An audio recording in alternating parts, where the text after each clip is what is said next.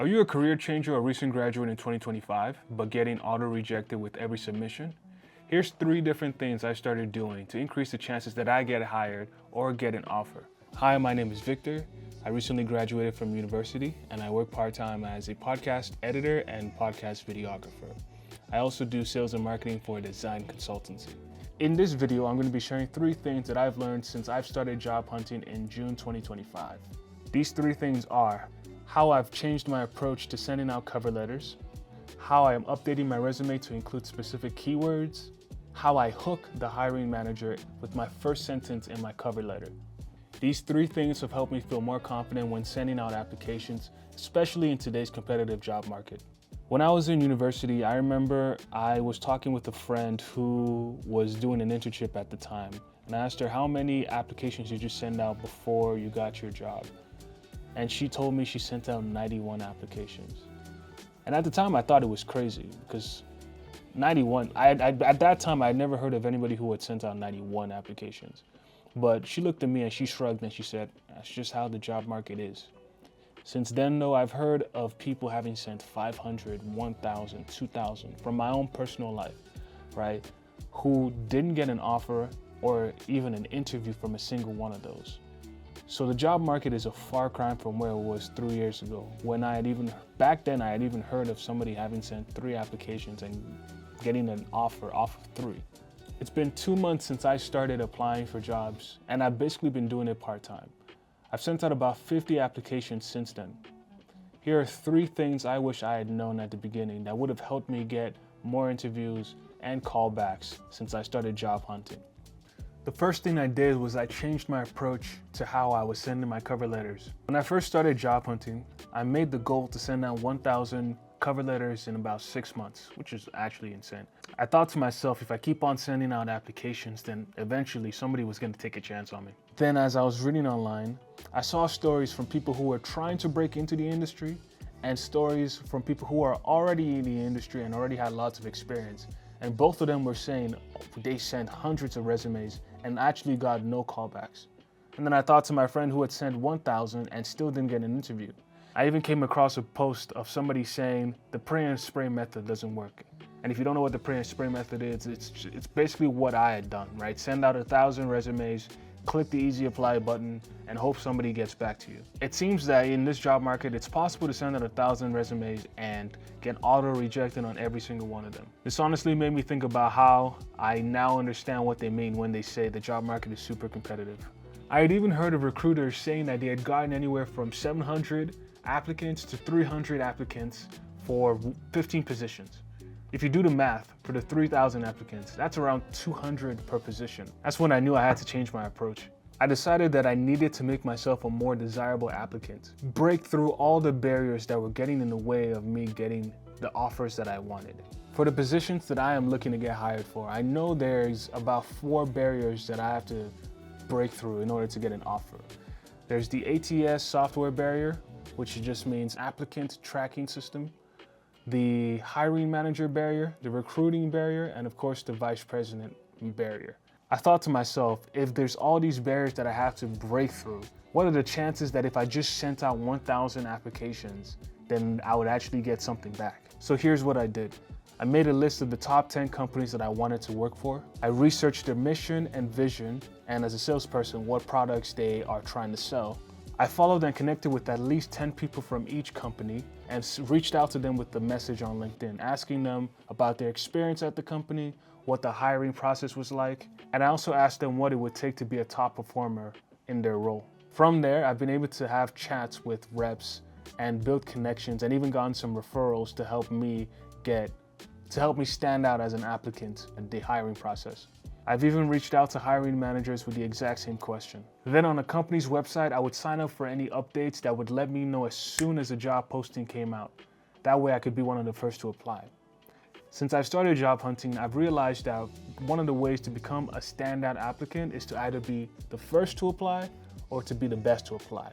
And as a recent graduate who hasn't had too much experience in the role that I'm looking for, I definitely don't expect to be one of the best applicants to apply. This takes me to my next point, which is how I changed how I updated my resume to include specific keywords.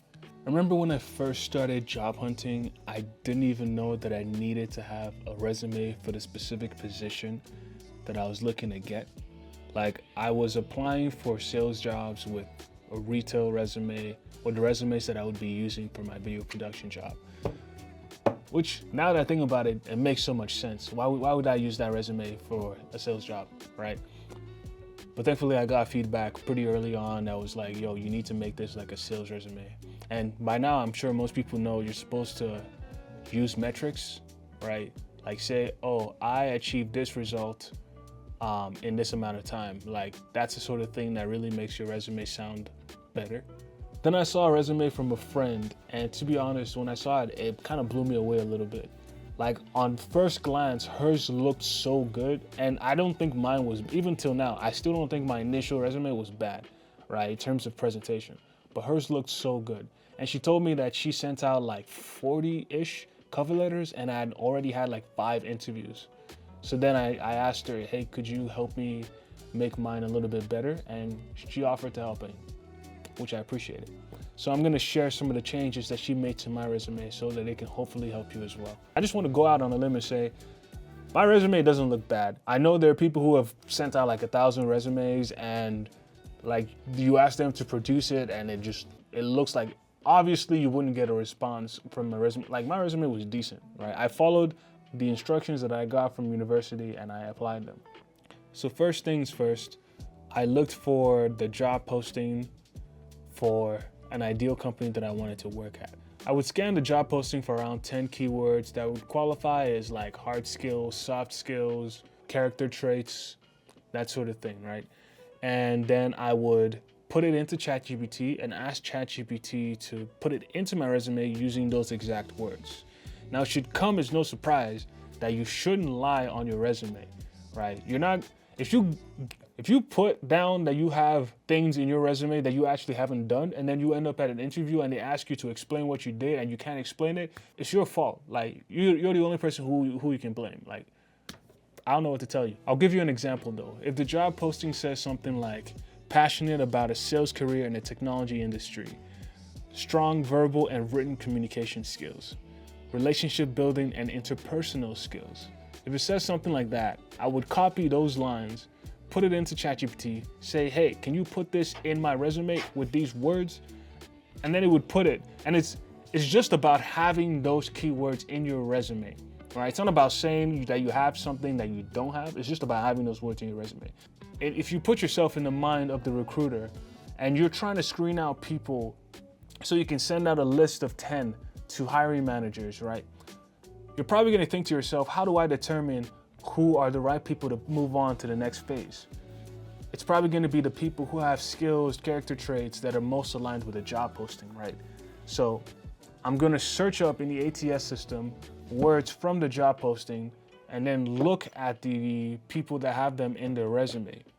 So that's at least the logic behind the whole keywords thing in my head. Additionally, if you're a recent graduate and you have limited work experience, this is the way that I would recommend for you to organize your resume. So you gotta have a summary section, and the summary section is good because recruiters, at least I've heard that recruiters spend probably somewhere between 10 to 60 seconds just scanning your resume. And if you have a summary that says, here are the qualifications I have, here's the role that I'm trying to apply for, here's why I think I'd be good for this role, they can get that immediately, and it will convince them to want to continue to read your resume more and more and more. And hopefully push you to the next hiring manager so that you can get an interview. In order, summary, then I would put the key skills right afterwards. Then after that, I would put work experience, then education. If your job posting is very specific about having a nice GPA or like really good schools, really prestigious schools, then I would put education before work experience. But because of the roles that I am trying to apply for, they don't really look too much at my education. I put it below my work experience. And then after work experience and education, I would put volunteer experience if you have that, or certifications. And one thing to keep in mind is your resume should probably not go above 2 pages. Generally, it shouldn't go above 2 pages. Some people will say it shouldn't even go above 1 page, but I've heard that 2 pages is honestly fine, especially if you're on an entry level. Anything above 2 pages is unnecessary, and it's kind of a waste of your hiring managers and recruiters' time. And finally, here's how I hook the hiring manager with the first sentence of my cover letter. This goes back to what I was saying about putting yourself in the hiring manager's shoes or in the hiring manager's mind. If you're a hiring manager, then you're looking to hire somebody who is a star applicant or a top performer, not just when they get into the role, but a year after being in the role as well. So you would obviously want somebody who understands that you're busy and has a sense of urgency and doesn't want to waste your time with like fluffy sentences, right? You would want somebody who understands how to give value upfront.